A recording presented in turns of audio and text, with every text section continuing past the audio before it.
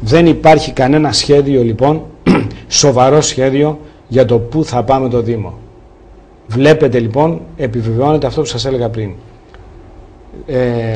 Παρεμβάσεις αυστηρά προεκλογικού χαρακτήρα. Τι είναι λοιπόν όλες αυτές οι ανακοινώσεις για τα καπί στον Κόρφο, για τα καπί εδώ, τα καπί εκεί, τους παιδικούς σταθμούς εκεί, μέχρι και εκεί που δεν υπάρχουν παιδιά.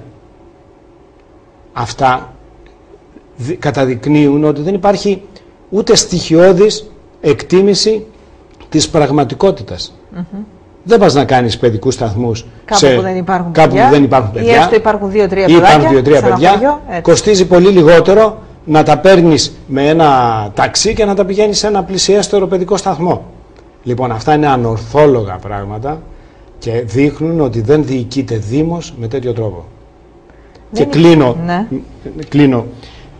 Με φοβίζει λοιπόν ότι ένα μήνα πριν τις εκλογές δεν έχουμε το στίγμα της πολιτικής, εντάξει, του κύριου Πνευματικού είπαμε, το στίγμα της πολιτικής του κυρίου Νανόπουλου. Και νομίζω ότι αυτό είναι ένα σοβαρό έλλειμμα για έναν άνθρωπο ο οποίος είναι υποψήφιος και τεχνοκράτης. Διότι οι δικές μου γνώσεις οικονομίας και, αν το θέλετε, διοίκησης λένε κάτι άλλο.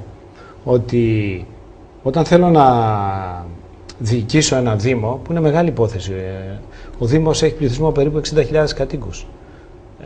Απαιτείται σχέδιο, στοχοθέτηση, ιεράρχηση στόχων, μέσα, τρόπο, πώς θα επιτύχω κάτι και προφανώς μία επαναξιολόγηση στο τέλος της κάθε φάσης για το τι είχα θέσει ως στόχο, πώς επιχείρησα να τον επιτύχω και με τι αποτελέσματα έφτασα εδώ που έφτασα. Εάν αυτό δεν υπάρχει, τότε έχουμε ένα πρόβλημα.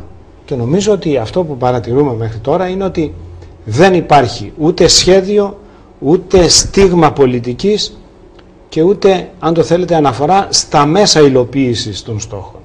Και για έναν τεχνοκράτη νομίζω ότι αυτό είναι ένα σοβαρό έλλειμμα στην πολιτική.